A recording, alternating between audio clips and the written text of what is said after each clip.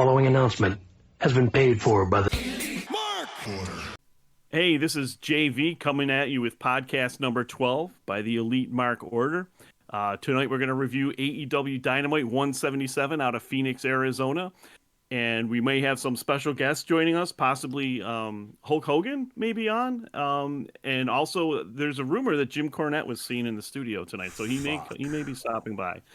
So, Scott, what did you think about the show tonight? Oh, hey, everybody. I'm here, too. I thought it was much stronger than I thought it would be going in. First of all, you open up with this Orange Cassidy Wheeler Yuta match. Holy crap. I can't believe just how amazing Orange Cassidy has been consistently since he won this title. And the whole thing with Wheeler Yuta, finally some intrigue with the BCC. Finally something happened where we might see some growth or change or something going on with the character, some freaking intrigue with the BCC. So I'm happy to see that there's a lot going on here, not just with Wheeler, but also with Orange Cassidy. The whole crew got involved. It was a big cluster for a bit. No, that was later. This was a pretty clean match. Orange still did his bits, but at the same time, Wheeler showed he's a damn good wrestler. He always has been, and this is bringing the best out. The slap across the face to start the match to get him riled up. You gotta love that. Claudio's throwing a little bit of a heel turn, maybe. I don't know. What did you think there, Jay? I think this is one of the best matches in Dynamite history. Don't sugarcoat it. What'd you really think? Yeah, it was outstanding. I know, some people criticize Yuta for not having charisma, and they're right. They're right to an extent. Like, if Wheeler Yuta came to Buffalo and was doing an indie show, I don't know that I would go to it. It would really depend on who his opponent was. Versus a lot of other guys where I would pay to go see him. I don't care who they're fighting. But I think tonight really helped cement Yuta as a storyteller. Mm-hmm. This story between the best friends, this relationships between Orange Cassidy and Wheeler Yuta goes back a long time. So when Wheeler first showed up back during the pandemic, him and Trent and Chuck and Orange did a lot of and Chris Statlander. I can't forget Chris because She was a big part of it too. They did a lot of skits on BTE. Yep. During those early days of the pandemic. That was like some of the only live entertainment we had with everything being shut down, and I enjoyed watching them. And I was always kind of surprised at how much of a dick that Trent was to Yuta. He was, and they never really resolved that either. No, but I'm sure they will, because tonight was like a big throwback to that whole storyline. You were kind of waiting for it to happen.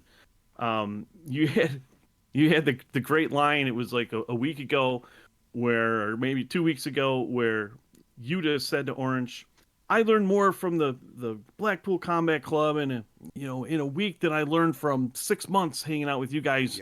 Yeah. You never taught me anything." And then Orange just says, "I didn't want to be your teacher.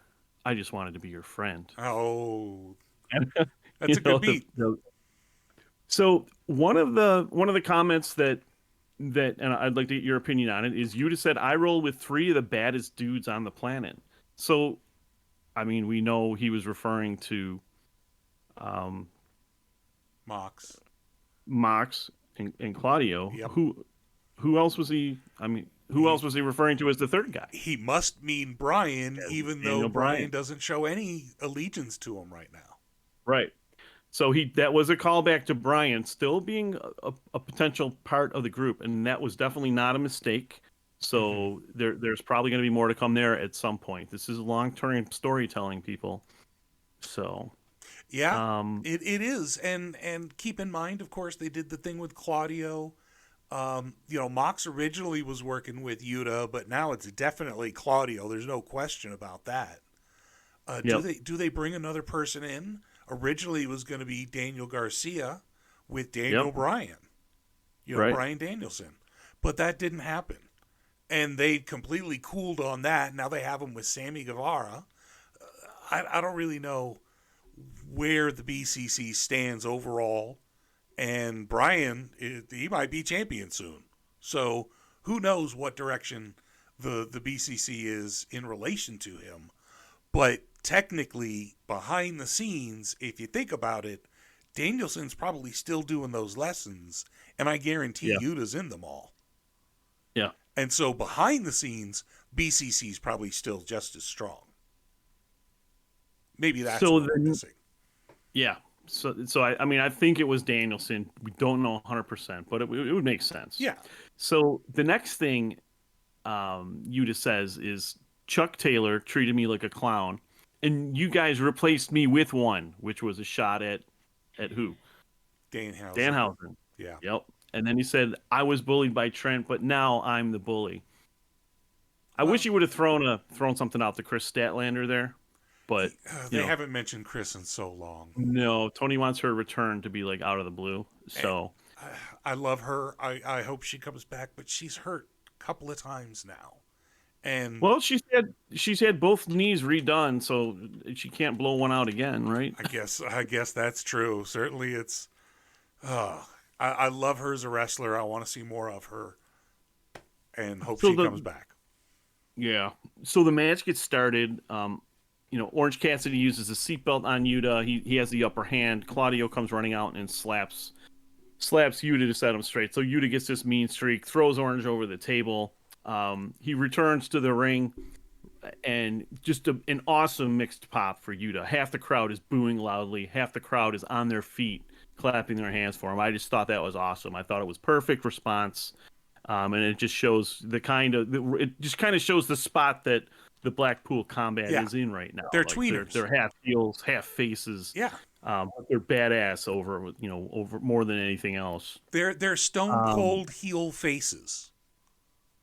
And that's one of my the only way to describe them is they're like Stone Cold. They do everything that heels do, but they get cheered like faces. That's a Stone Cold heel face. I don't know what else to call it. He's the only person who's done it before now, really. Right. The match itself was good, and there were so many great near falls and pinfalls and reversals, and yet still Cassidy was able to pull off his pockets thing, and well. Yeah. Yes. Because it was almost sacrificial. Yeah. Well, to an extent, there's some sacrificial. He does it because he's playing mind games. It's sort of like a callback to Rocky. You know what I mean? Where he would, you ain't so bad, and he would take the punches. Yep. It was he did put his hands in the pockets and basically took a beat down, which normally he doesn't. Normally when the hands go in the pockets, he's all about evasion and counters, but he just put him in the pockets and was like, beat me down. It was almost like, give me the payback for not helping you more when you were in the best friends, or for not being your best friend. Give me the punishment I deserve for that. Something like that. I mean, it was like, let your anger out, whatever. It's hard to explain Cassidy's real character because he doesn't speak much by definition. Right. So, but it seems like he does care for Yuta, and I think this next spot that I'm going to talk about kind of shows that. And this was, I think, my favorite spot of the whole match. So Yuta is kicking Orange's ass. He gives him a brain buster. Sick brain buster right into like a modified Olympic slam. And OC barely kicks out. Yuta goes in for the Brian stomps, and Yuta counters that. Orange counters the stomps with kicks of his own. They stand up. They still have their arms locked, and Orange goes for the best friend's hug on Yuta right in the middle of the ring. Well, of course. And Yuta's just standing there confused as the crowd goes nuts, and Yuta, Orange's arms are around Yuta, and Yuta's arms are at his side, and Yuta's just like, screw this, and boom, he headbutts Orange right in the face. That leads to Yuta stealing Orange's mousetrap roll up, one of Orange's finishers he's used a lot in AEW, and Orange barely kicks out, and the crowd pops with another "This is awesome" chant. From there, you had Yuta spitting his gum into OC's face, which was, this has got to be the best gum spot in wrestling history that I can remember. He spits the gum in his face and it sticks to Orange's forehead. I mean, has that ever been done before? Not on camera, certainly not that I remember. Oh my God, I've never seen. Now, Mr. Perfect used to just bat it into the audience, and I've tried that. I don't know if you've ever tried it, but who hasn't tried it? I was good at doing that. Yeah, it was hard as hell to do. It was hard as hell to do consistent. Yeah, me and my brothers were all Mr. Perfect fans, so that's how we got rid of our gun. Didn't matter where we were. We could be at home, we could be in school, we could be in church. You just spit it out and bat it across the room. It's all good. I was never that successful. I was not that coordinated. All right, so just a few more things around this match, and I'm not gonna. I have a lot to say about it, but I'm not gonna be like this on every match tonight. So with all the you details, did call it the best match, so you have a lot to say about this match. All right, okay. So Orange hit this. Yuta was on the outside. Orange jumps off the apron and nails this incredible diving DDT to the floor. And then, Orange does a seatbelt roll up into the hammer and anvil elbow strikes. Orange punch, false finish, beach break. Yuta kicks out again. I was like, after the beach break, after the orange punch, I'm like, yeah, this match is over. Yuta kicks out, crowd pops, and Yuta's on his knees, and he just basically says to Orange, bring it. Kind of like the Shawn Michaels Ric Flair, where Ric Flair says, bring on the super kick to end my career. Yeah. You have Wheeler Yuta telling Orange Cassidy, bring it on. So OC finished him with another orange punch. Are you seriously comparing Shawn Michaels and Ric Flair from WrestleMania 24 to that goddamn crap fest of a match that kicked off Dynamite last night? What the hell is wrong with you? Crap. Jim Cornette, ladies and gentlemen. Jim Cornette. It has been a long time since I've been on this goddamn crap-ass podcast, but you know what? Hey, I will say this. It's at least better than Mark Order, all right? Because this is elite Mark Order, but you know what? You guys still fucking suck. Because you guys still watch AEW like it's actually good. You don't watch Smoky Mountain Wrestling. You don't watch WWE. Why don't you watch something that actually you could waste your time on, not just AEW? I actually did watch WWE recently, and Jay went to one of their shows. I was at Elimination Chamber, yeah. So don't tell us that we don't watch WWE, jackass. But your podcast is mainly about AEW, is it not? It is about AEW. Of course it is, because that's the show we like. Why don't you seriously just stop watching AEW? It's a garbage show. You're supporting a dumbass named Tony Khan who doesn't know what the hell he's doing, and he's worse than anybody in the entire business. Nobody has been dumber than Tony Khan, god damn it.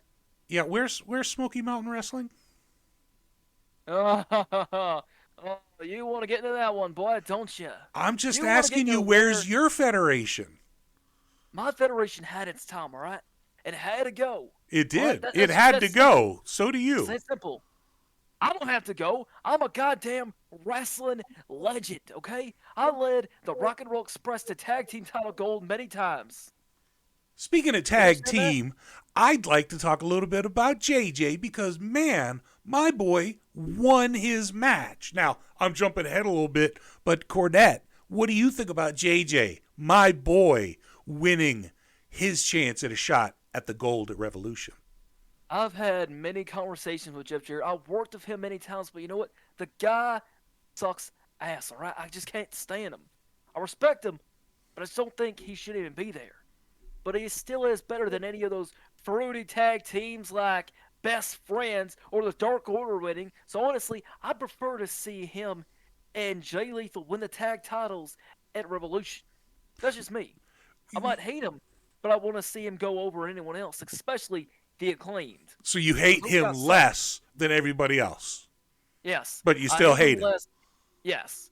You do realize I hate a lot of people, right? There's a lot of people in the stand world that I hate, but there's no one that I hate more than goddamn Vince Russo. All right? That guy is the biggest piece of shit on the goddamn face of this earth. I want to hurt that man one day. What do you think about Hulk Hogan? Hulk Hogan, don't even get me started on that one because you're going to be here for an hour, boy. You gotta understand that. You're going to be here for an hour if you get me started on Hulk Hogan.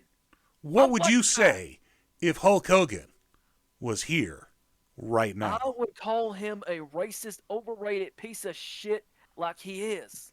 Understand that? I'm a And Democrat. he would call you an old racket carrying, ought to be in an old folks home, done washed up manager that didn't even know how to run a career, brother. Is that John Laurinaitis right there? I can't tell. That He's is got that such is a actually my terrible clone voice. of John Laurinaitis and Hulk Hogan. That is John Hogan. John Hogan. What in God's name is wrong with you people? You guys have been watching too much sci-fi fantasy and AEW bullshit. That sounds like some sort of AEW bullshit they'd book. What? Now, What sci-fi this do you evening- think AEW is booking, by the way, Cucknet? How is your wife? Cucknet? Have you talked to her recently? Have you seen her recently? Do you know where she is? You really are asking for trouble, boy. If I could see you in person right now, I'd crack you over the goddamn head with my tennis racket, understand? Yeah, Now, I'm but done. see, What's I have the time of this power. podcast? I have the power of Jeff Jarrett, and he would protect me with his guitar, his holy guitar Boy, of I'd break Kaboom. that guitar over his ass 20 times over. You Now, couldn't do it. You couldn't do it. It I'm wouldn't done. break. It's the You have holy insulted guitar me. of Kaboom. You have insulted me. You've called me a cuck. You have talked about my wife. I'm out of here. God damn it. I've had enough of this bullshit. Oh, good. All right? I'm out. Fuck off. Well, Well, ladies and gentlemen, Jim Cornette. What can you say? well. I mean, it's At least we had Hulk Hogan's clone, John Hogan, to protect us. I think he straightened. I think he definitely ran Jim out of here. Jim just Yep. could not handle the heat. He Well, couldn't. Jim's time on the show went just like Jim's career. Short and pathetic, brother. I think that's about right. And about as good as his promotion. That is to say, shit. Right. Next time Jim's on, we'll have to ask him how his tenure at ROH went. Well, no, then he'll have to go at length about. Never mind. Let's not give him Yeah. more time than he needs. For another day. So the finish of the Orange Cassidy match is he gets to win. He keeps his title. Yuta sacrificed himself at the end, showing he is a badass, but you really got to put me down to keep me down. He's like, Yep. you got to knock me out in order to win this match. And so OC obliged. And then after the match ends, OC with the clean win. Orange offers him the best friend's hug. And Yuta's thinking about it. Yuta's like, Orange is pretty badass. He just kicked my ass. But Yuta is facing the entryway, and guess who comes walking out? Points at him and points to the ground. Like, get over here, dog. Points to the ground. So Yuta goes moping away, runs past Orange, and runs over to Claudio. Cesaro. It reminded me a lot of the if you've ever seen the movie Dazed and Confused, of the freshman and senior interaction between the girls, where she's like, you here now, Yeah. and you just kind of have to walk over as the freshman and go, crap, what did I do? And this is sort of like the senior and the pledge. And that's sort of the relationship that they have going on. And I like it. It's definitely intriguing. And at the end, Claudio, you here now, just kind of prove the power that the Blackpool Combat Club has over him right now in the training, that's willing submission to their style to become this more brutal, more real, down-to-earth brawler kind of wrestler who can put you in a million submission holds and can take your best punch. Yeah, it's interesting how they've used Claudio in this cycle. He hasn't had any big single matches for a while. He's Being the ROH. ROH He's big ROH though. know. That show is but, going to be his. Yeah, but I mean, like Yuta's ROH, so he hasn't been really featured much. He's more been a supporting Yuta. Yep. Yuta's also the pure champion, so he has an ROH title as well. But Cesaro hasn't really been front and center. So they're just, I think that's fine. And I think he'll end up getting a big push at some point after his ROH run is done. I think he'll have a good go for the AEW heavyweight title. So yeah, I think the last thing I want to say on the Orange versus Yuta match was I Cage Match has it an 8.3, which is great. It's a really high It rating. is. And I mean, I would give it a 9 or probably like a 4.5, maybe a 4.75. I thought it was a phenomenal match with a ton of storytelling, Hmm. a ton of references to the past, a lot of stories being told in the ring with the seatbelt versus the mousetrap roll up, them stealing each other's roll up finishers. It was just excellent all around, awesome match. Absolutely. The just the different types of styles that they had still worked really well. The past they had with the best friends, the current, it all meshed together well, and it was the opening spot. Is it any wonder why that first hour ratings carried so well if they open like this? It's like, what else do they have going on that's really interesting? Because this is a goddamn good match. Yep, Anyways, outstanding. the next segment that came up was Hangman Uno right. interview. Right, there was that interview with Evil Uno and Adam Page. I was looking right at it, couldn't even understand it. It's funny how that works. And I kept thinking, Evil Uno, Hangman, aren't they fighting? No, that was Mox. Where Evil Uno basically told Adam Page, stay out of my match, stay back here, I'm going to finish it. And the important part I took away with it was, if you were Dark Order, you'd understand. That was a real slap. And I'm not sure where this goes, but the Dark Order's down to 3 people. I'd like to see something happen with them. Evil Uno in this match, we'll talk about it, but goddamn is all I'm going to say. So It's a hell of a 5 minutes. it was. He made the most of his time, that's for sure. So this interview just kind of set up that Adam was going to stand and watch this happen until it was over, and then he interfered. Good on him. And then right after that was the pretty amazing Starks Jericho promo, which I thought was one of the best segments that Starks has done in a long time. The interplay with Jericho was spot on because Jericho knows how to sell stuff. And hey, was that Peter Avalon? Oh, no, it wasn't. He showed up for like a second and a half and got the Judas elbow. So I thought overall the segment did well. It got me interested. One of the comments I heard was, why did they do it in this particular order? Because if they had started off with Starks losing to Jericho and losing the tag matches and chasing that win to Jericho and then playing the mind game and then at Revolution getting the win, wouldn't that have had significantly more impact than starting with the win over Jericho and then all the successive losses only to maybe win at the pay-per-view? What'd you think, Jay? Right. I guess it does leave some suspense on who might win this match. I think Starks is going to win anyways, but I don't know because Jericho's eaten a lot of losses lately, so they might be wanting to heat him up a little bit. I think overall, I think last week we summed this up nicely where the Starks and Jericho feud went from good to average to awful, over the course of 3 or 4 weeks with Andrade, Action Andretti there sometimes, other times he's not. But last night's promo, I thought was pretty good between the two. I guess it was kind of I'd call it a WWE type promo. Just with the way they, Starks kind of fooled Jericho into agreeing to a match. Yeah. I don't know. I don't have a lot of excitement about this match at Revolution. I'm interested to see who wins though. Are they going to continue pushing Starks? Is Starks going to be back in the title scene after, MJF and Bryan are done? So yeah, I think it's a match to keep an eye on at the pay-per-view, but it's not one that I'm super looking forward to. I think it's Starks showing that he belongs at the top of the card. And I think in that respect it is working. Of course, Jericho got the pop with the pen because everybody remembers the list of Jericho. The list. Absolutely. And one of the best bits he's ever done. But the interaction with Starks was good.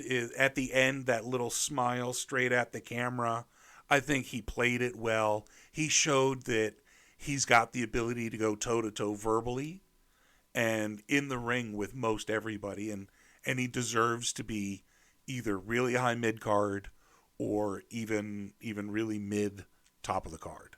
I mean, he's going to be champion in the next couple of years. A champion of what? Maybe, I don't know, but he was FTW champion for a while. Maybe they'll give him, one of the other championships, or maybe he will get to hold the world title, or he'll chase it for a few years. Hard to know. I would say he's not world title material, but I mean, given who the tag team champs are right now, I just don't fucking know anymore. Well, okay. I think he could become it if they gave it to him. I don't know if he'll get there without it. Yeah. Because he's just he doesn't have that physical dominance to go, once he gets a title, he's believable. Mm-hmm. And so it's a little hard to overcome the disbelief that he would be able to take on, even though he's done it, to take on somebody like, say, Lance Archer and be successful. And I guess he'd have to use the spear as a finish. Because speaking of which, Lance Archer is going to be on Rampage on Friday. Yeah. Well, he could never Rochambeau him though, but he could spear him. So that's right. Yeah, and Lance Archer laying down to his spear would be right. Kind of sad. So it's kind of not believable. So right. Anyways, so that was their segment. I thought it sold the match well. Jericho is Jericho, and he got him. It was a good recovery. And it was good because the JAS isn't involved. So we'll see how well shenanigans of somebody who wasn't JAS but is joining will be to get Jericho the win. All right. That's my little prediction. Up next, we had Tony Schiavone introducing Christian, and Jungle Boy attacked Christian from behind. Beat up Christian a little bit. Was going to give him the concerto, but Jungle Boy, being the face he is, had second thoughts about hurting Christian. Apparently, I mean, after everything Christian did to him, right? And then so Christian hit the ball shot and then a chair shot, and I think one of the weakest blade jobs in AEW history. We got to witness, and that was pretty much the end of the segment. Yeah, it was quick, and it just sold that this is a blood feud. So okay. Can you really call it a blood feud after that? There was literal blood in the feud. What else can you call it? There was literal blood. Was there blood or was there not blood? There was blood. It was like there was like a little spot of blood with like maybe one drip. He's a little baby boy. He doesn't have the big boy blade yet. He doesn't have the grooves built in to guide his hand. Next time they need to bring New Jack out so New Jack can show him how to do a blade job. Kill the dude right there on stage. Blat. Anyways. May New Jack rest in peace, by the way. I didn't mean to. No, any disrespect. Yeah, no, he'd come back and haunt you. You don't want that. Definitely don't want to be haunted by him.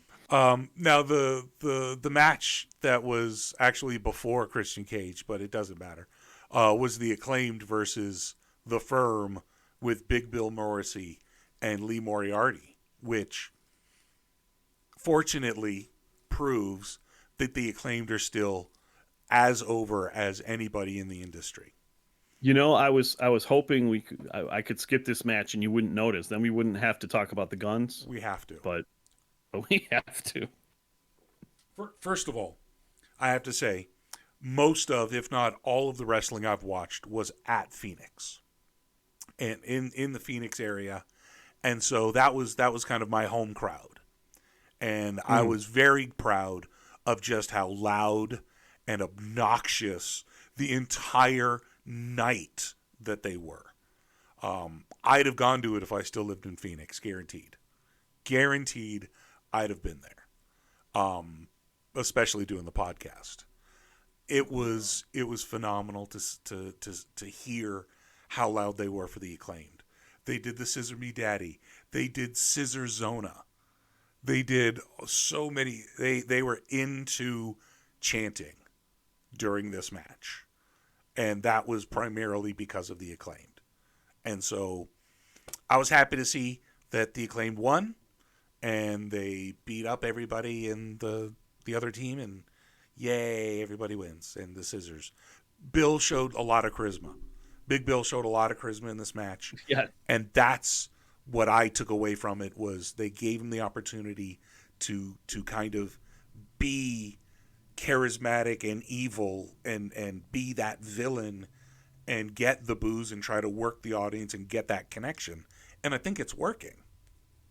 And he did give himself an orgasm while he was scissoring himself, I'm pretty sure. I think he's a robot and he electrocuted himself. Okay. I think he had a short in between his webbed fingers. I think there's a couple of wires in there that actually simulate orgasm, and that's what you were seeing. All right. I thought the match was okay. Great pop from the crowd. They had a Nice match? to see What's that? They had a match? All I heard was chanting the whole time. So it was good to see the Acclaim still getting a great pop from the crowd. Yeah. They still have all their heat. They're still holding up with their popularity. I liked the rap when he talked about the SAWFT soft reference to Big Kaz's or Big Bill's NXT days. It was a nice harken back to the must watch NXT when NXT was just phenomenal. It was off the fucking charts. It was great with Sasha and Charlotte Flair going at it. It was really a lot of our first time seeing those two, who were, two of the most incredibly athletic female wrestlers that we had seen at the time in the U.S. You had KO, you had Sammy, you had Neville, or Pac was the champ at the time. There was a lot of great stuff going on. It was amazing talent. Amazing talent at that time. It was a great time in NXT. And one of my favorite acts on that show was Enzo and Kaz and what's her name? Carmella. Yeah, those three coming out. And not so much for their matches, but just that entrance was always a riot to watch. That's it. They were over because of their entrance. And I'll give it all to Enzo. It was him and his ability to talk. And nothing else, because all he did was get beat up, and then Cass would come in, clean house, and then they would either lose or win. Most of the time they would win, but when it came time, they couldn't ever win a belt. They just could not win belts. Right. They never. I feel like they didn't get a lot of. They didn't really get a lot of title shots, and they were brought up to Raw. I can't remember if it was Raw or SmackDown, and they ended up splitting up the tag team and having Cass feud with Enzo, and it was awful because it was Vince McMahon booking. So, that whole thing happened because of Enzo's accusations, and let's not get into that. That's what ended Enzo's. That was long after they broke up. There was something else that you're right. There was something else that happened. I think it was behind the scenes. Where they had a literal falling out. Well, Enzo was kind of a dick and hard to work with, and irritated the roster, and was a jackass in the back, and no one liked him because his same character that he did in ring, that was 100% nonstop. Right, but Cass was also at that time drinking a lot, and he's admitted that was a bad time for him. So, they had a falling out for a reason. Cass is now back, Big Bill, doing great, looking good. Getting that connection to the AEW audience. He's got potential in the future. He's being built the right way. Moriarty is Moriarty, and Stokely Hathaway's funny. Moriarty looked good in the ring a little bit during that match. He's athletic. He's can put on a solid show. Just got an awful gimmick. Like, dude, lose the mask. I mean, what is that? I mean, he comes out thinking he's Tiger Mask or something. It just Moriarty, he's got to team up with with Eddie, and they've got to be the Kitten Tiger combo because Eddie Kittenston's coming. You see it happening with the House of Black Spiral. So Lee Moriarty's just holding time right now. He's just hanging out till Eddie does his spiral, and then they team up. Yeah, and just the last thing I'll say on this match was besides Bowen's looking really good. Like he was on. He was looking pretty, is he or is he pretty good in not the the ring. more charismatic of the two? I told you that a few weeks ago, You and you were did, yeah. surprised. Yeah, I thought Max Caster was was going to be the bigger star of the two, but Bowens is I'm telling you. even with the in-ring work, it seems like Bowens is surpassing him. He absolutely is better. He absolutely is better. Caster just looks a bit off to me. Like I don't know if there's something going on, but he just I don't know. He just doesn't look the same as he did like to me a year ago. Maybe it's just me, but maybe it's his attitude since he knows he's not going to be able to win it back from the Guns ever. And they're just going to have to deal with not being champions, but being the most over team, which doesn't make any freaking sense to me. But they're still popular. They're going to be popular. As long as they continue to do the daddy ass stuff with Billy Gunn, he's over like fucking crazy. And, so you know.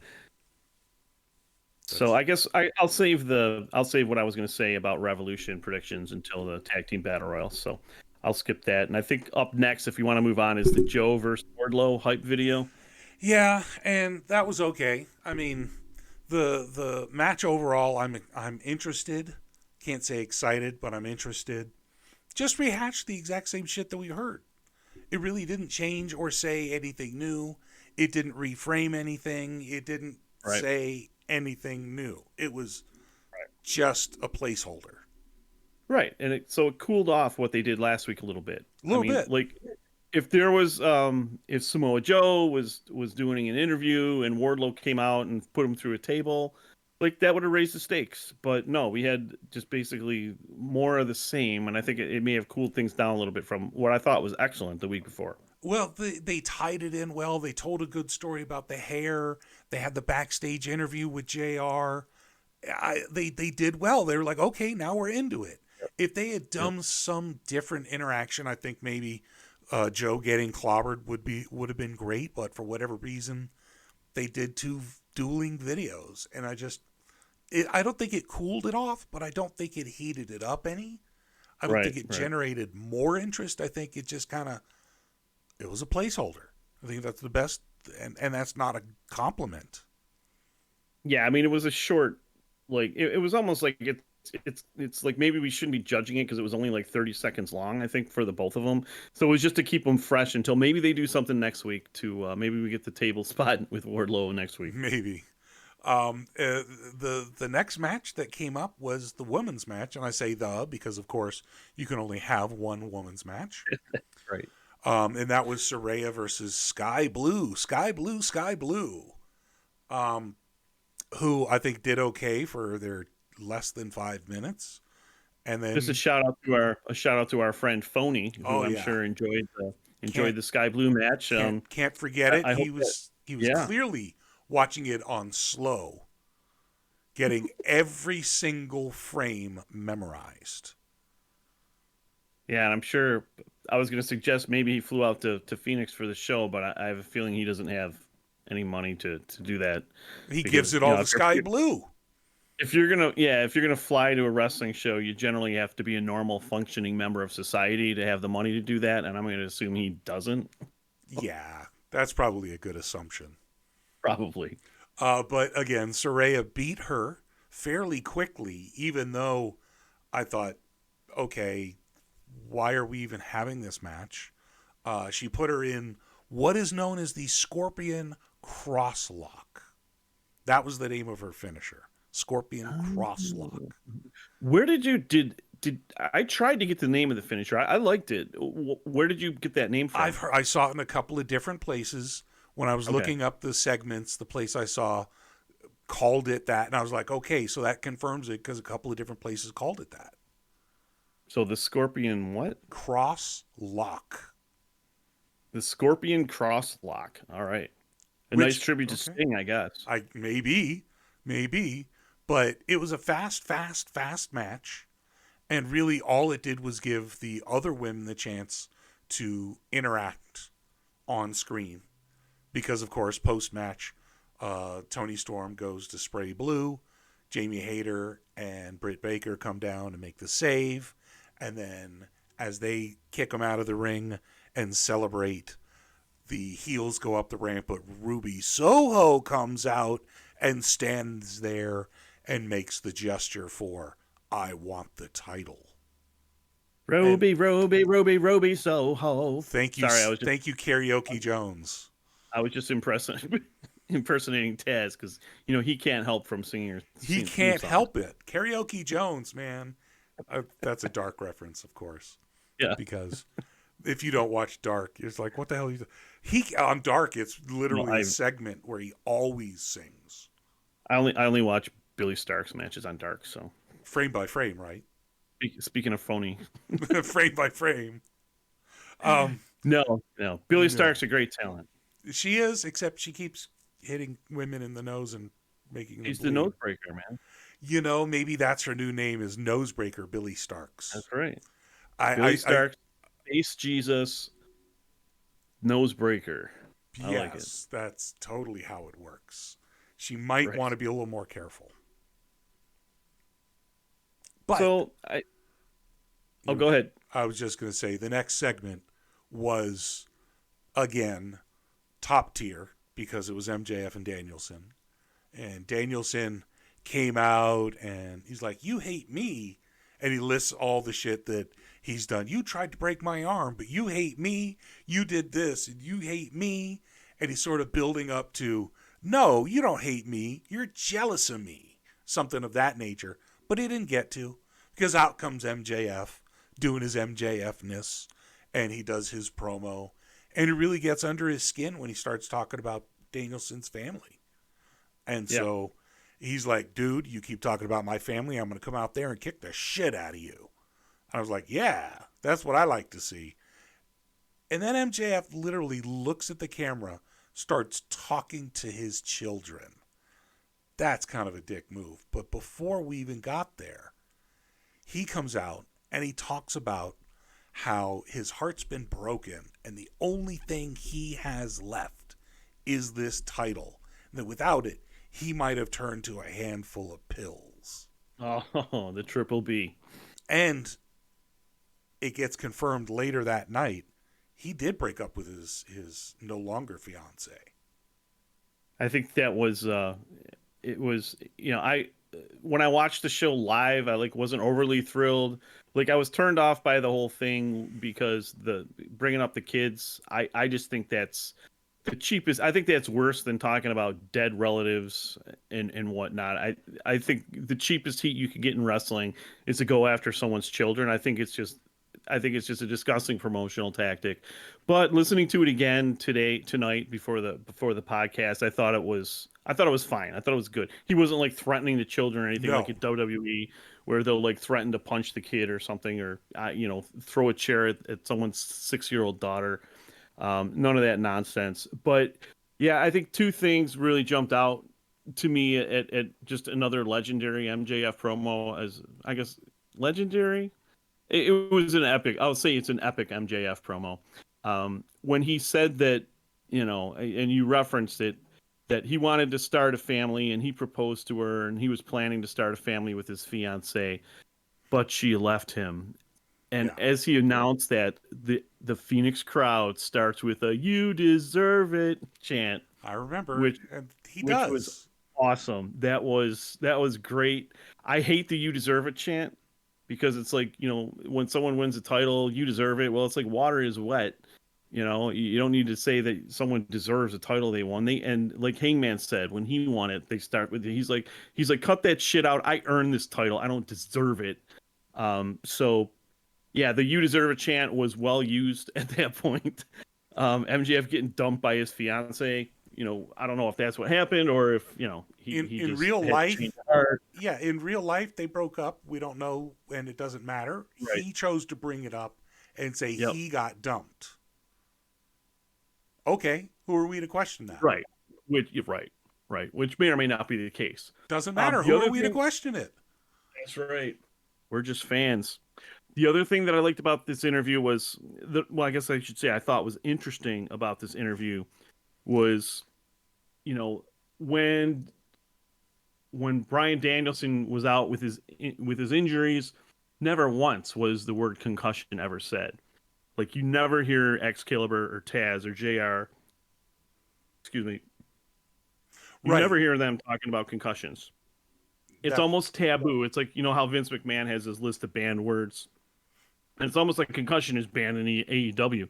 But here's MJF talking about Daniel's head injuries and his concussion history, foam coming out of his mouth from seizures. Yeah. And then he brings up the drug addicted mentor, Steven Regal. William. I think it's It William. was just just an epic interview again by MJF. And you were totally behind Brian running and attacking him, and the big melee that followed. And Brian got in a good shot at the end of the match. Yeah, classic pull apart. They each got a couple of good shots with the flying punches, and that's what you expect from a pull apart. They went at it. He really tore at Brian till he lost it, which is what it's designed to do, build that heat. And so I thought it was a great build to the match. They basically have one more go home show, and then it'll be the pay-per-view. And I'm Be sold. the pay-per-view. It'll be the pay-per-view where MJF is going to give Brian, with his fist, he's going to give him an early onset CTE. Yeah. Is what he said. He didn't get to finish. He didn't get didn't to get the finish E out. CTE. He got punched for that. Yeah, it was an interesting angle. It'll be interesting to see if anything happens physical between them next week, because at this point, it's sold. It's going to be a great match. Yep. I think we'll do a Revolution preview show, so I don't want to. We could ramble on all night about our predictions. We'll do that another time. But yeah, another excellent interview by MJF. He brings it every time he's out there. He just continues to turn heads to keep things interesting, and he's just. I think I was saying in our Discord, the Elite Mark Order Discard, which all of our listeners are welcome to come and join. Because I was saying MJF is the best talker in wrestling history, and I stand by that. I don't think there's anyone. The only person that I could compare to him, but it's different, is The Rock. The Rock was more charismatic, the ability to kind of hold the crowd in the palm of his hand just by saying little things, but from like an intellectual standpoint, like a discourse standpoint that MJF has with the crowd, I've just never seen anything remotely close to it. He's just incredible. I just cannot believe how each week he just seems to get better. He is a throwback kayfabe Ric Flair style life. He does not break kayfabe. He never breaks character. He's always an asshole. Even his parents are into it. He is a throwback personality in the modern times. And the reason it's going to work forever is because unless he continues the 7 labors of Max every single opponent, that'll get old. But if he continues with his current, he can be anything, anyone, anywhere, face, heel. He can do it all. He's chosen to be a classic heel, and he sells it constantly. When he chooses and goes babyface, he's going to be the biggest star there is. Is he bigger than The Rock now? No, The Rock has a dozen years or more on him. But he's got that ability to connect with the audience at a superior level. If he were in the 70s, he'd be just as hated. For sure. Right? He knows how to work an audience in the classic style. Yeah, I don't think he'll ever reach the levels The Rock did. He's just not 6'3", 260 pounds. Right. With that is just. I mean, The Rock is otherworldly. I mean, if The Rock had not decided to go to Hollywood, I mean, who knows what he could have been able to do with his career? Like, I mean, wrestling would be completely different. If he stayed in wrestling, all he would have done is dominate, and a lot of people got sick of him. Yeah. I don't know. I think wrestling, the landscape would be, it would probably be twice as popular as it is today. I don't know. But yeah, I don't think MJF will ever reach those levels, but just from his abilities on the mic, I just think it's unparalleled. He is a generational talent, and he'll tell you. So Yes, he will. after their amazing pull apart, we got the interview with Britt Baker and Jamie Hayter, who confirmed that there is going to be a triple threat match at Revolution with Jamie Hayter, Saraya, and Ruby Soho, which I don't find to be a bad thing because Ruby and Jamie can carry Saraya to a fairly good match, as long as Saraya doesn't win. Right. I'd be okay with Ruby winning. I would. God, no. No, I would. If they did something like, say, teamed up and Saraya and Toni Storm got Ruby the title and that's how they got her to join, I'd be okay with that story. Because Ruby worked her way up in AEW. I want Hayter Britt for the title. I want Hayter to continue to be pushed. So I would be super pissed if she loses the title to Soho or Saraya. I think in this interview, Britt wasn't her normal self in this interview, and maybe I'm just imagining this. But when Hayter said, "Oh, just make it a three-way," Britt just kind of looked at her like, "What?" And some of the other things that Hayter said, like, "Oh, you two are the two best challengers," and Britt just kind of looked at her like, "What about me?" Like, there wasn't a lot there, but maybe a hint of it. And I think that's where I'm hoping this is where the women's title is seen as going, that Hayter continues to be pushed and continues to gain fans and gain appeal with the crowd. And then Britt comes at her as the heel. I think that would be an amazing feud. Well, with the new TV show coming out, Adam Cole being an extreme face, they're probably going to keep Baker face. They're probably just going to keep her at her side for a while. Hopefully, in my opinion, they'll keep the belt on Hayter, but you never know. With the Guns as tag champs, you never fucking know. So, Hayter as champion and Baker as her sidekick or whatever, I think let that simmer for a while, because I think Baker's going to be a real face when you see the behind-the-scenes stuff with her and Adam Cole. Cole is super over as a face. I think he's just the carryover with Baker. It's just the reconciliation is too hard. Keep her as a face. They've been building into a face team. Just let them be for a while. Let it build. Let Baker sell it with her face for months, and then do something. Do it in the summer. Absolutely. Do it in the spring. Let it build up. Yeah. Give it time. So that was a neat little interview. And then we move on to probably what I would say the best tag team championship contenders battle royale there's ever been. For one reason, and one reason only. You might think I'm going to say Jeff Jarrett, but you're wrong. You might think that I'm going to say it's because of Jay Lethal, and you'd be wrong. The reason why this is the absolute finest tag team contenders battle royale match I have ever seen becomes Satnam Singh. Satellite Nation unite. Big hand gang. Satellites unite. Because that man was the difference maker. He stood there with his giant hands and he held two grown men and prevented them from being eliminated at the same time. He's 1 in a billion. And the rightful heir, the king of the tag team division, Jeff Jarrett, got the pin and the win, rightfully so, because he is the finest tag team champion that we will ever see. Slap nuts. Right. Yeah, I thought I saw you in the first row with your tuxedo shirt with slap nuts on it. Yes, no, that was actually my spirit projection. I was astral projecting for that match so I could be front and center. Nice, just like Luke in that last Star Wars movie. Yes, for the entire first part of that, everything that was Luke was just astral projection. Absolutely true. And you survived. I guess you're stronger than a Jedi. Well, I didn't have to fight anybody. Well, neither did Luke. He just had to stand there. Well, here's the thing. He hadn't been connected to the Force for a long time. So what happened was it's sort of like a black hole. If you're used to it, you kind of know where the edge is, where you don't fall in. But he's like, fuck The it. event horizon. I'm going to just, he knew he was going to pass the event horizon because it had been so long. Like his heart was going to give out. So he's just like, fuck it. I'll just do my best. And then I'll just be a Force Ghost forever. So, anyway. Right.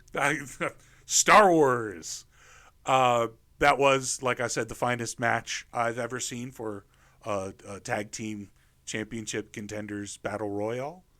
I don't think I've seen but 2 or 3, so it's not a very high bar. But I will say that JJ won. The other, there's been a bunch of the tag team battle royals. The one I remember was the one where the Young Bucks won with the rights to square off against Kenny and Hangman, and I think that was, the odds were stacked against Matt Jackson in that match, and there was like 4 or 5 heels in there, and he ended up winning. And I think that was probably my favorite episode of AEW television. The other match on that show was Kenny and Hangman versus the Lucha Brothers. And I thought the Lucha Brothers had a good chance of winning the tag titles, but Kenny and Hangman won. They defended their titles and they got to go against the Bucks, who won the Battle Royal, setting up their match in Chicago, which was probably the greatest tag match ever to take place on U.S. soil. You're making me really, really sad, because that was when AEW was the absolute fucking tits. Yep, it was. And it's just not quite there anymore, and it's sad. And you just have to accept that sometimes the snowball gets caught, and you have to wait for it to kind of build momentum up again. And maybe there's a real possibility that maybe they can get some momentum again. And, come on, this video game is killing me. This video game, Jesus, could you come out with it already? Come out. We're begging you, Tony. We know you're listening. We know that Ukes is listening, and we know THQ Nordic is listening. Dude, release the damn game, please. Why are you dicking us around? I'm hoping they wait till after my wedding to come out with the game. Oh, sure. That's definitely going to great time for your honeymoon. I don't need to be worried about that game like between now and June. So I'm hoping it keeps getting pushed back. But Robert posted the pay-per-view schedule for the year, and guess what guess what pay-per-view is the same day as my wedding in June, apparently. Fight Forever? Forbidden Door 2. Oh, that's even worse, because it's all the Japanese guys you love. It's the same date as my wedding, and it's like, when I was scheduling my wedding, I'm like, it's going to be fucking Forbidden Door. It's going to be the same fucking day. And sure enough, boom. Saw it last night. Have you considered pay-per-views? Have you considered telling your fiance that it's the wrong day and you have to do it a different day? Yeah, we got people coming in from Hawaii. We got people coming in from all over the place. So there's just, it can't. I'm going to be watching. I don't know when I'm going to be able to watch it, but well, you'll watch it eventually. Maybe I'm probably going to do the honeymoon on the probably fly out somewhere on the Sunday or on the Monday after the wedding, which is on Saturday. Mm-hmm. So maybe I'll be able to watch it during the flight, which is kind of crazy, because it's like, I went to Forbidden Door last year, and if there's one show I'm going to go to again this year, it was going to be Forbidden Door. But maybe take your wife. Do the wedding at the show. Yeah, that's just not destination wedding. Come on, it's all the rage. It's too late. Damn. Well, anyhow, the final match of the night, the final. I mean, well, we did skip. Ahead. You're right. We did skip because I got excited because Jeff Jarrett won. I want to talk a little bit about some of the stuff in the tag team battle royal. Sure. I thought Lucha Brothers were going to win. Phoenix, Penta got eliminated kind of early, and so I thought, Phoenix is going to come out, and I forget who it was. Like one of the bigger guys ran into Phoenix, and he just like went flying. Yeah, it was the Butcher. The Butcher cross blocked Phoenix, and he went flying out of the ring and fell under the first rope, went out to the floor, and I didn't see Phoenix again. And then I'm like, I was thinking as I was watching, I'm like, Phoenix is still alive. Phoenix is still alive. And I was even saying in our Discord, the Elite Mark Order Discord, I was talking about how Phoenix, and someone's like, oh, wait a minute, JJ and Lethal threw Phoenix out, but the camera missed it. Bummer. So, Bummer. So yeah, Phoenix lost, and we have Jarrett and Lethal going on to the pay-per-view. Well, the Lucha Brothers apparently are going to sit at home for Revolution, which is kind of crazy when you think about it. We got the Guns and fucking Jarrett and Lethal, and the Lucha Brothers are doing nothing for Revolution. Okay, I guess that's Elite. Right, but we got to see Mark Briscoe for about a half a second. Yeah, we'll see him at the next ROH show. And so, and he got to brawl with Josh Woods. I think, by the way, him versus Josh Woods on AEW television, more of that. Mm-hmm. More of that and more of that style. I wouldn't be opposed to more Mark Briscoe matches if he keeps bringing that type of match. That's all I'm saying. Yeah. Anything else about the tag match Battle Royal that you want to talk about? Yeah, so up this week we got next Wednesday we'll have another tag team battle royal, which is Casino Battle Royal with the Jokers. We do not in Casino. What did I say? No, I was agreeing. Casino. Okay. So the Jokers, we don't know who that's going to be. The Jokers almost always win the match. So what do you think? Are the Jokers going to be FTR? They're about doing okay. So the conversation is they're still not signed. Do you give them the belts a month before their contracts are up, and then either you take it off them in a rush, or they have leverage when they sign, or they work without a contract for some length? I just don't see a good result in bringing in FTR when they've already said what their plans are, or are they trying to play us? I'd rather that they're just being honest when they say, we'd like to take a couple months off and work whatever shows we want. But if they don't re-sign with AEW, I don't see them winning the tag titles. I don't see them winning this Casino. If you put them in the Casino as the Jokers, they have to then go and win the tag titles from the Guns and the Acclaimed and Jeff Jarrett. Or you just put the tag titles on Jeff Jarrett, and it doesn't matter who you put in there.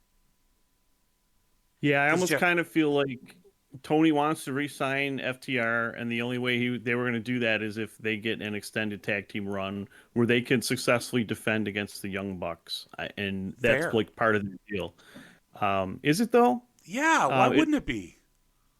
Well, because if Tony's like, well, the Bucks are getting hot, we want to put the titles on them, then FTR can say, well, based on our contract, that doesn't work for me, brother. Where's our Toothless Hogan to talk about how he should have control of creative? What do you think, Hogan? Well, brother, I tell you, you got to watch out when you let these people with egos get in charge of things.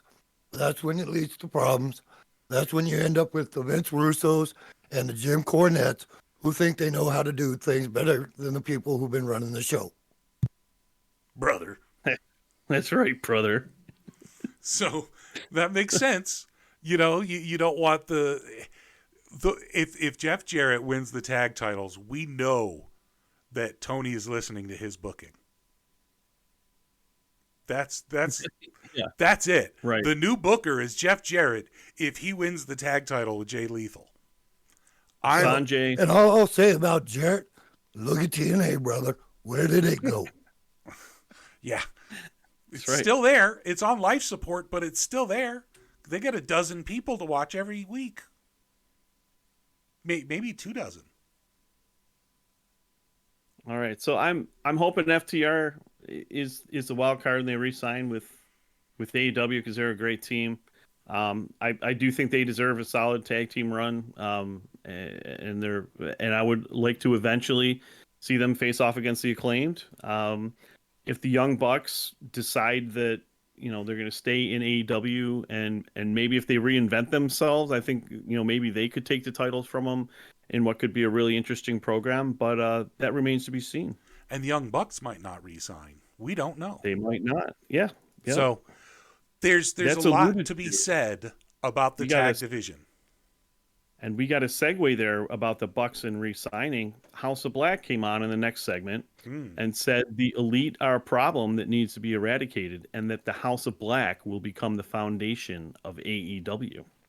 Good. So let them. Is that an allusion to Kenny and the Bucks leaving in 9 months or 10 months or whenever it is, and the House of Black taking their spot? Now, is it an illusion, or is this all just an illusion? Magic. I don't know. It's magic like the House of Black. It's smoke and mirrors. Whoa, it's only smoke and mirrors. Something, Right. something Cody Rhodes. So the House of Black, I think that's just their way of saying they're coming for the Trios Championship. Right. That's all. I love their promo. I love their promos. Yeah. Yeah. They're creepy. They got Mini Taker with them. Who doesn't love Julia Blackheart? Yeah. Which, Julia by Hart the for way, win. she was on Dark, and she had herself a pretty good little match. She barely did any gymnastic, cheerleader stuff. She was much more violent, much more aggressive. You could see that her association is absolutely bringing out a different character. And I love that growth.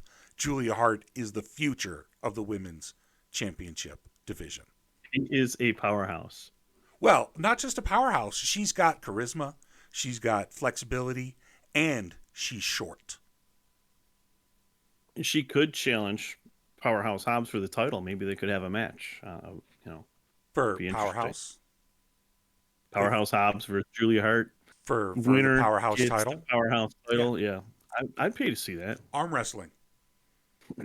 I think arm wrestling between Julia Hart and Powerhouse Hobbs would be the perfect way to determine if Powerhouse gets to keep his name or if Julia Hart becomes Powerhouse Mini Taker. Hey, I mean, if they lock up the arm wrestle and she hits him with that poison mist, it's over. She's going to win. Exactly my point. She would crush him. Anyways. So we're actually getting a face-to-face with House of Black and the Elite on Rampage on Friday. So I'm going to try to avoid spoilers between tonight and tomorrow night so I can see whatever the hell happens there live. Well, not live. See it for the first time without any spoilers. So I'm do not interested in Rampage. I'm going to try not to spoil it, but if it happens, it happens. I anticipate they're going to have a trios title match at Revolution. Yeah, I think that's a given, but I'm just curious to see if there's going to be any shenanigans. Like, is someone going to get misted? Is Kenny going to get black spray in the eye? Ooh. And then Kenny comes out with makeup. Yeah, I don't know. That is House of Black style. You're right. I know that the Elite are super creative, and I feel like they're being ridiculously held back right now. But I'm wondering if Tony's going to even let him do that, or if he's just going to be like, all right, guys, you got 1 minute, no brawls or anything. You got 1 minute to talk to each other, and then we're going to move on to the next segment with the guns. So, because that's what people want to see. So, I don't know. We'll see how much time they're given to build this up. I mean, we're 1 week. It's the last Dynamite before the pay-per-view. So, yeah. Hopefully they give them something that can at least pop the views on YouTube that's worth seeing to kick off this, to promote this match on Revolution. Well, we'll probably have a pre-show match with Eddie Kingston and some legendary Japanese wrestler. He does that virtually every pay-per-view now. Well, Eddie Kingston's off TV at the moment, so that doesn't mean shit. It's not going to be on TV. It's going to be on YouTube. Right, but I mean, he was at least fighting occasionally on television before he fought Akiyama. Yeah. Well, what was his last interaction? House of Black. And they've moved the fuck on. So what else is he going to do? Right. Yeah, I don't know. I just don't think he's going to be involved at all. He's off TV right now. Okay. I think Tony has him on the shelf until after Revolution, so he can feud with MJF. I think that's what might be coming. Tony wants him to be as fresh as possible when he comes back. So speaking of Tony, the next segment was a world shaker. And I think what drove all of those extra viewers, that over the million from the Nelsons, I think it was this big announcement that Tony made, because we all know he never does this. So when he makes a big announcement, this is going to be big. People were thinking Forbidden Door 2. People were thinking it was going to be a video game update. People were thinking it was going to be some new signing. And instead, it was the announcement of a brand new TV show. And I don't think it was a bad thing. Bringing out Adam Cole, who was in the TV show, to do the announcement. I think this is kind of their new, roads to the top. This is their new power couple. They're going to show Britt and they're going to show Adam Cole dealing with all of Adam Cole's concussion protocols and injury. And they're going to come out the biggest faces in the company and a big power couple. And eventually Britt and Cole are going to be double champions.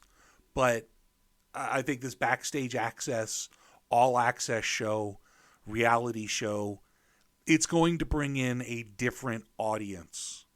I think that Divas and a bunch of those other shows that they did at WWE proved that there is a legitimate draw to a different demographic for that type of show, starring wrestlers and their girlfriends and the women wrestlers and their boyfriends, that will draw in demographics that will then potentially become viewers.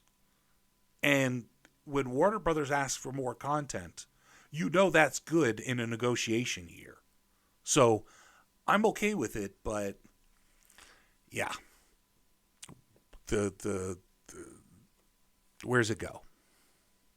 Yeah, I think it's great for AEW that Warner Brothers Discovery is supporting AEW like this and giving them another hour of TV. My first thought is, I was hoping the announcement was related to a wrestler that I was going to be able to watch on TV that would improve the product. But it's great news for AEW that they're getting more time, that they're getting more slots on TV. Like all these haters and all the Cornette stands that were saying AEW is dying and Rampage is going to get canceled. Well, hey, fuck you. Warner Brothers Discovery just came out and gave another hour, and they canceled the Slap. The hell is it Slap called? Nuts. It was Slap Nuts. Slap Nuts. Slap Nuts. It was the slap contest thing, yeah. I never drew the parallel for that slap fighting or whatever the hell it was called, and Slap Nuts. Maybe that's what they did wrong. Like if these guys were slapping each other in the nuts, like hell, shit. Why not bring in Jeff Jarrett? Built-in million-person audience. Right. Jeff Jarrett draws. Right. And so that was their big announcement. All in, all access. AEW reality TV. Cool. Love it. And, Adam Cole's the right person to do it because it's going to primarily be Adam Cole, I'm sure, in behind the scenes. He's very charismatic. Comes across well on TV. Tony likes him. And the fans absolutely adore him. So, good choice to come out and do the announcement. Good choice for him to be a star. And his return match is scheduled the same day that show is going to premiere. So they're probably going to do Adam Cole in the main event and then just roll it over into ratings for their brand new show. I think that is going to work so much better than the Slap Nuts contest. Because as much as they thought there was a crossover with demographic, there wasn't. Because so do you think Cole and Britt are going to be a better draw than Cody and Brandy with Roads to the Top? I think Cole and Britt could be undead zombies and be a better draw than Roads to the Top. Oh. Speaking of zombies, though, The Walking Dead is one of the most popular TV shows, so maybe that's a bad comparison. They could literally be replaced with blow-up dolls that floated around, and they had AI voices, and would be better than Roads to the Top. It was shitty, and the ratings reflected. I didn't watch all of Roads to the Tops. I saw a couple episodes. I didn't think it was bad. I think that Cody has more appeal outside of wrestling than Adam Cole does. I don't know that Adam Cole has any at all. I think Twitch tells you otherwise. Well, I mean, gamers, that's an appeal. I'm sorry, but there's a huge crossover between gamers and wrestling. I shouldn't diss gamers or myself because I'm a gamer. Look at who you were talking about. We all met in a game Discord. And I shouldn't diss the industry that outdraws Hollywood and the music industry combined, which is gaming. Right? This is a multi-billion-dollar industry. This is nothing to fuck around with. But I guess I was thinking of it from the standpoint of you gamers aren't the people that are watching TV, watching reality shows. But I mean, I could be wrong. I don't know how many people are watching Adam Cole's Twitch stream. It's certainly not me because I don't think there's any reason I would ever do that. Gamer girls exist. Yeah, and they will eat that shit up with Adam Cole all day long. There's no girls on the internet. Come on.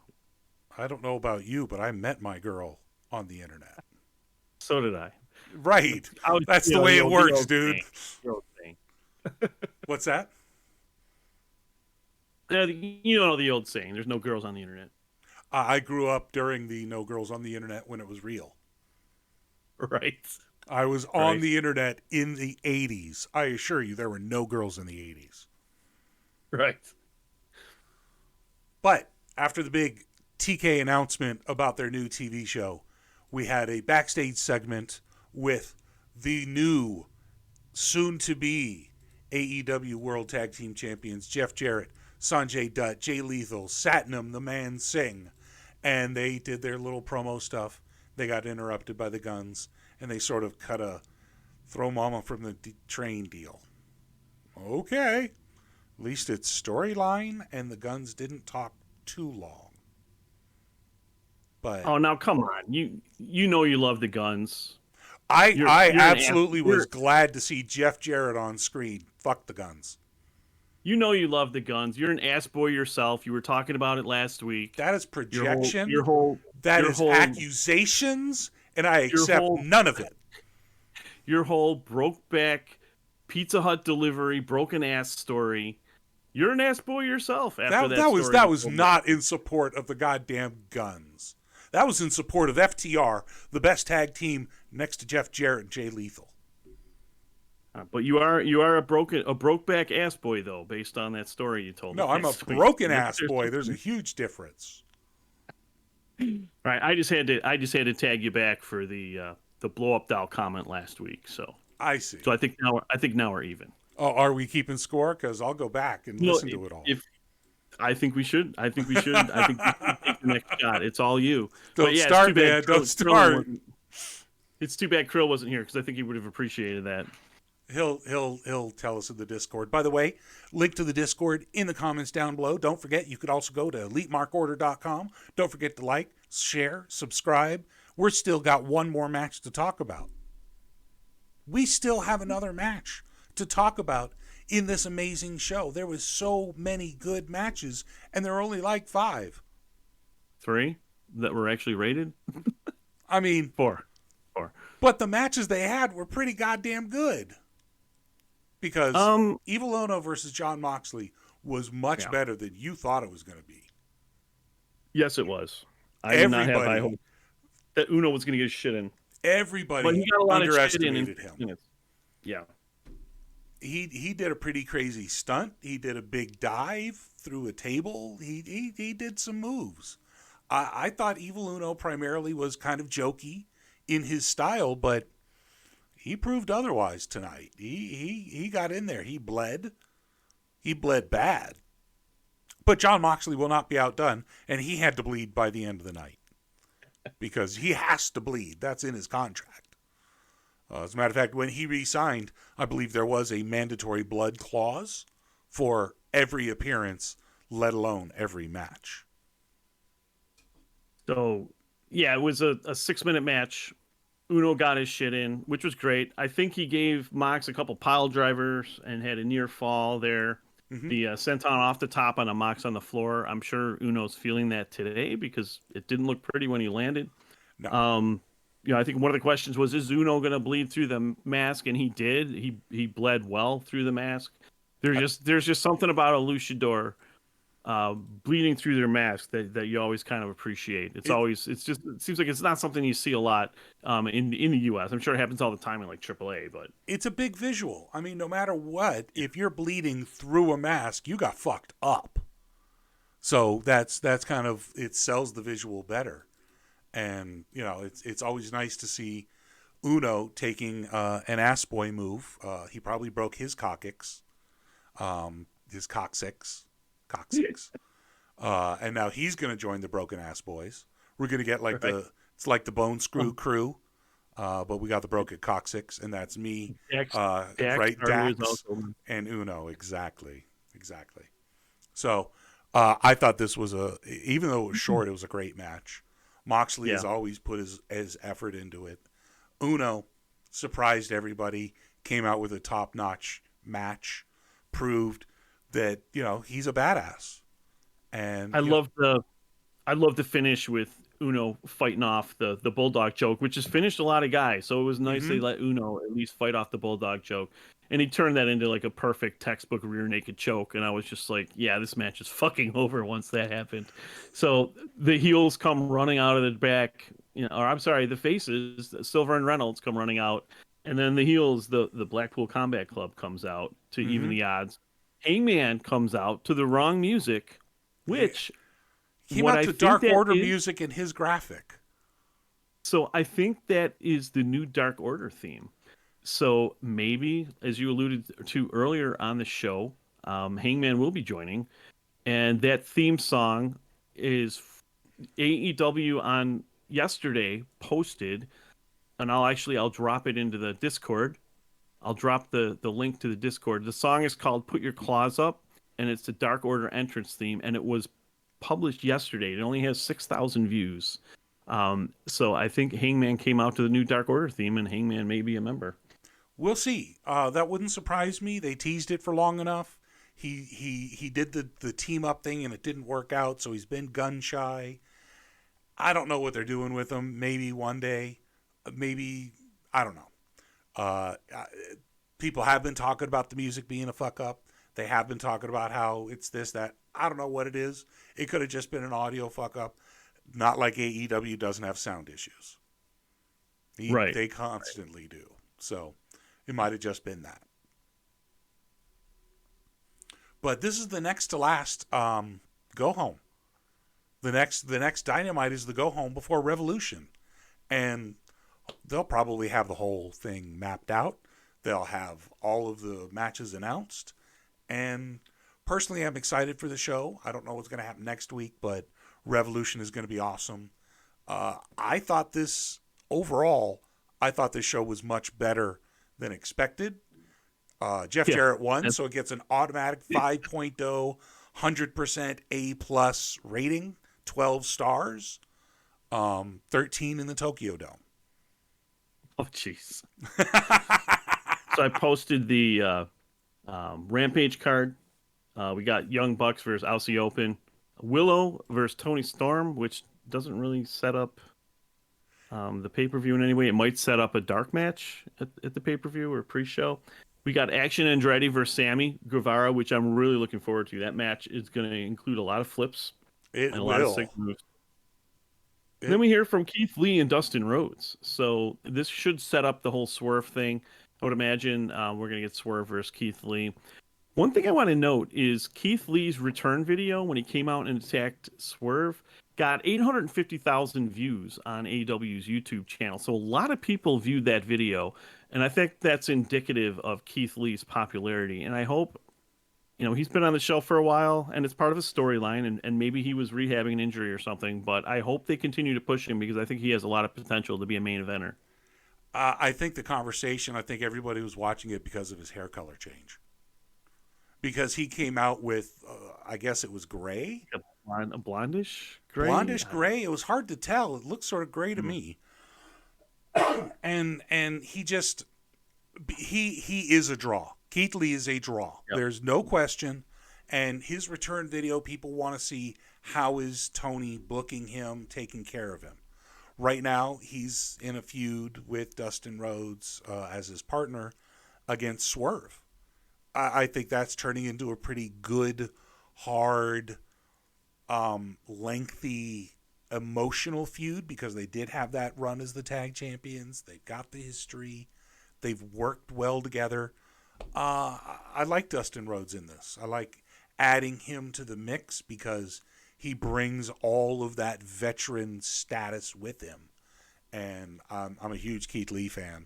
I think there's a lot of potential with him, but at the same time, there was potential with people like Miro. And so, right. It's just some days it's hard to appreciate when they sign all the shiny new toys when I'm still waiting for my Miro bot to come out and slaughter everyone. Yeah, I think Miro might have screwed Miro because he didn't like creative, so I don't know. Who Again, knows? it's hard to know because nobody's talking because that's the right thing. Right. But so that was it. That was the show. John Moxley bled at the very end because he had to. It's contractual, and it set up a really nice pay-per-view. And I'm excited for next week. Yeah, so we'll do our podcast next Thursday after Dynamite, and that. Do you think that'll be our preview show, or do you think we'll do a second show, like maybe on Friday? That's hard to Well, say. that would be 2 days in a row. We might be able to do 2 days in a row. What we're going to do, though, is we're going to talk about it after this show is over because I don't think people are that interested. JJ for life.